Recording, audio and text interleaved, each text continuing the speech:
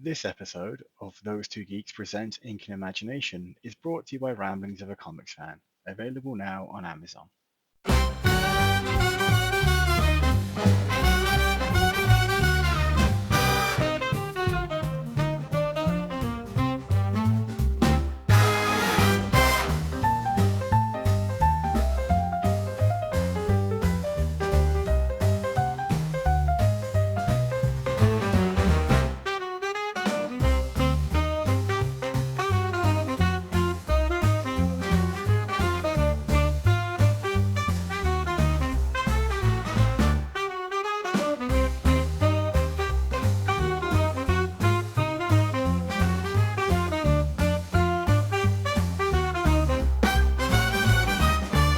Welcome back to Ink and Imagination, where we turn the page on comic book history to find real stories hiding between the panels.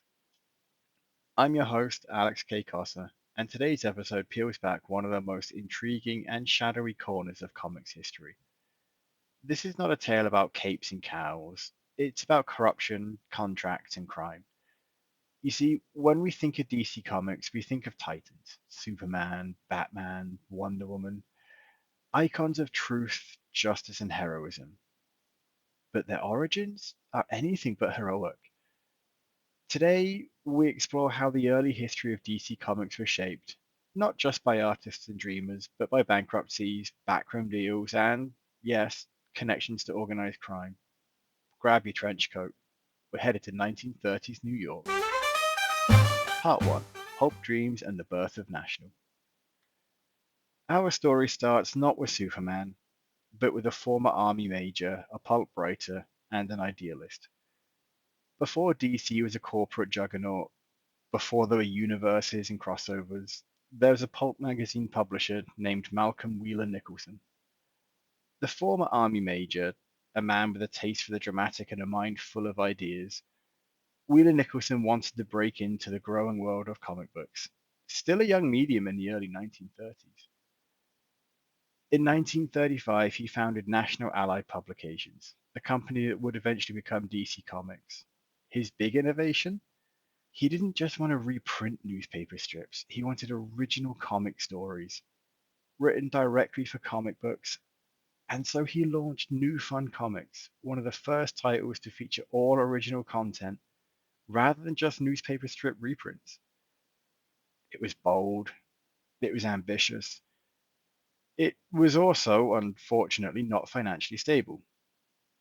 Nicholson was a visionary, but a terrible businessman. He struggled with late payments, mounting debts, and shaky partnerships. Wheeler Nicholson struggled to pay his printers and distributors, and in New York publishing at the time, that was dangerous. To keep his company afloat, he sought help from people who could provide what he lacked: capital and connections. Because in the 1930s, if you wanted your magazine printed and distributed, you had to deal with men like Harry Donenfeld and his partner, Jack Leibowitz. Part 2: Enter the Fixers. Harry Donenfeld was the kind of man who stood out in a crowded room. Flashy suits, loud personality, a grin that didn't quite reach the eyes. Donenfeld was many things. Officially, he was a magazine publisher. Unofficially, he was the kind of guy who got things done in a world where printers got their ink from mobbed up warehouses. Donenfeld was many things: printer, publisher, hustler, charmer, opportunist. Born roughly in 1893 in the Bronx, Donenfeld rose from humble beginnings, but beginnings that would familiarize him with the world of street gangs and give him an introduction to what we call organized crime. By the 1920s, he was running his own printing press and publishing racy pulps and so-called spicy magazines. Titles like Spicy Adventure and Spicy Detective weren't technically pornography, but they were close. And the circles Donenfeld moved in, not squeaky clean. In fact, Donenfeld's world intersected heavily with New York's organized crime networks, especially when it came to paper supply, printing unions, and distribution. Yeah, Donenfeld had made his name publishing risque pulps, but more than that, he had distribution power. That power came with strings. He was well connected to printers, paper suppliers, and distributors, many of whom had deep ties to organized crime. In mid century New York, these industries were often controlled or at least influenced by the mob. In particular, Donenfeld's distribution company, Independent News Company, was believed to have ties to Frank Costello, one of the most powerful mafia figures in America at the time. Costello had fingers in everything, from bootlegging to newsstands, and was, according to Donenfeld's son, his godfather. Whether that's actually true or not, and despite it coming from Erwin Donenfeld's mouth, isn't really verifiable, it does illustrate how close the ties were between Harry Donenfeld and Frank Costello. Now, did Donenfeld wish to impress Costello by making him godfather to his son? Or were they genuinely close friends? Donenfeld and his brothers would regularly buy pulp paper from Canada. And if he could help out his gambling buddy by adding a few crates of Canadian whiskey hidden within the shipments, I'm sure a few customs agents didn't mind looking the other way either, for a few dollars. Rumor had it, Donenfeld's ability to move product across the country wasn't just about business savvy. It was about protection. If Donenfeld wanted paper, he got it. If he needed trucks, they rolled. If he needed competitors pushed out, well, they disappeared. He lived lavishly, he dressed flashily, and he knew how to make money move through murky waters. Alongside him was his partner, Jack Leibowitz, a buttoned-up accountant who handled the numbers and kept Donenfeld's more flamboyant tendencies in check. In 1937, after a series of financial missteps, which could probably be an episode all on their own, but there's less relationship to DC beyond furthering the background, so I haven't included them, Wheeler Nicholson found himself squeezed out of his company. Donenfeld and Leibowitz took control, rebranded, and formed Detective Comics Incorporated. Yeah, that Detective Comics. The initials that will one day stand for Superman and Batman were built on the foreclosure. Part 3. Superman sells his soul. Let's talk about 1938. The year it all changed. Two young men from Cleveland, Jerry Siegel and Joe Shuster, had been trying for years to sell their creation, a strong man in a cape who could leap tall buildings in a single bound. They called him Superman. They finally landed a deal with National, now controlled by Donenfeld and Leibowitz. The deal? $130 for the rights to Superman. No royalties, no ownership for the creators anymore.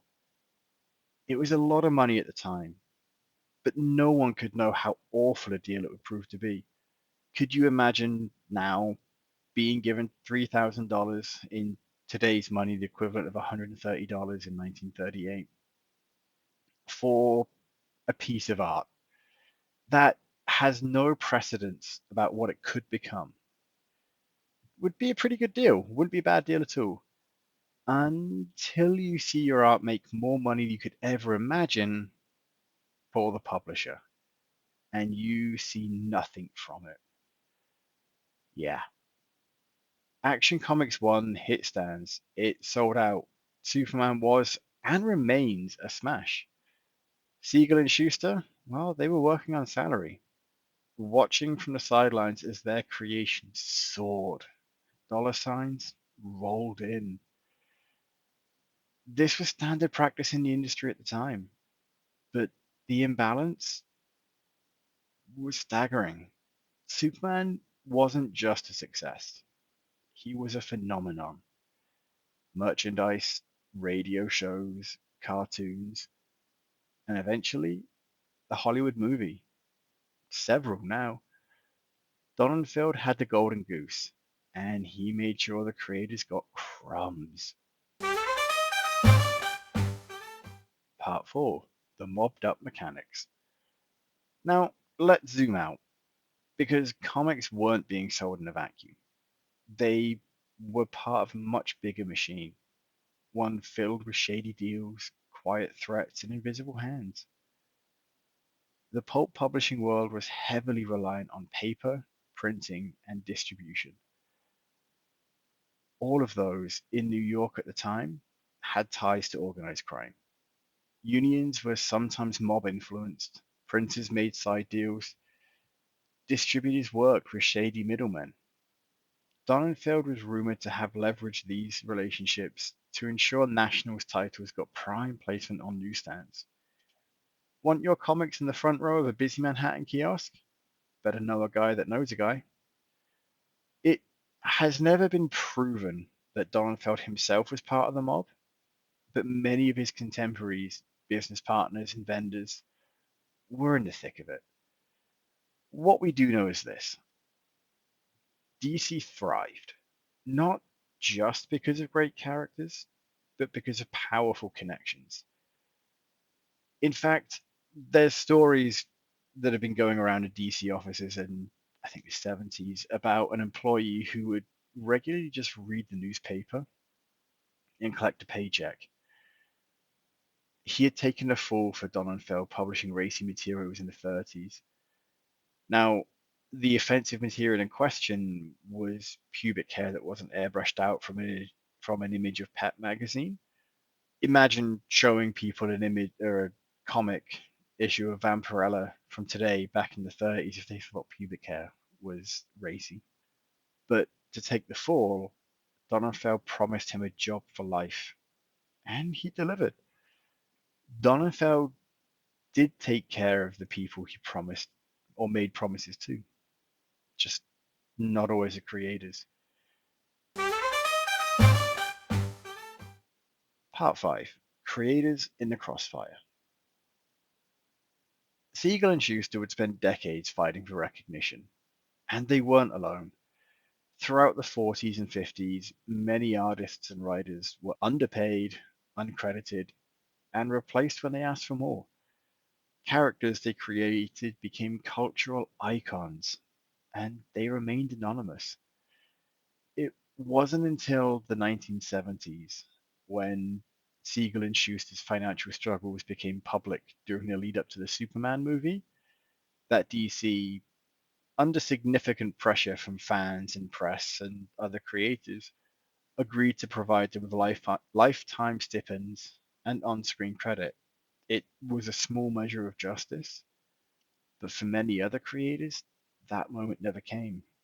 Bill Finger had been dead for decades before DC finally acknowledged his contributions to Batman in 2016. Part 6: A Legacy of Shadows. So, was DC Comics run by the mob? Not exactly. But its roots are entangled with the darker side of New York publishing, with questionable business ethics, with powerful men who saw creators as assets and not artists. The irony is thick. Superman, champion of the oppressed, was owned by men who exploited his creators. Batman, a vigilante crusader against corruption, was born in a company built on shady takeovers. The story soared, and the business crawled through the shadows. Comics are often dismissed as fantasy, but the history, it's brutally real. The early days of DC Comics are filled with incredible imagination and incredible exploitation. Next time on Ink and Imagination, we'll turn our eyes to another aspect of comic book history. Maybe Marvel and the origins of its own mythos, and the man who may have built his empire on the backs of uncredited legends. Or perhaps we'll look at the speculator boom of the 90s. Or maybe, just maybe, I'll find something else interesting while doing some other research on another topic altogether. Until then, keep your eyes open and your rights in writing.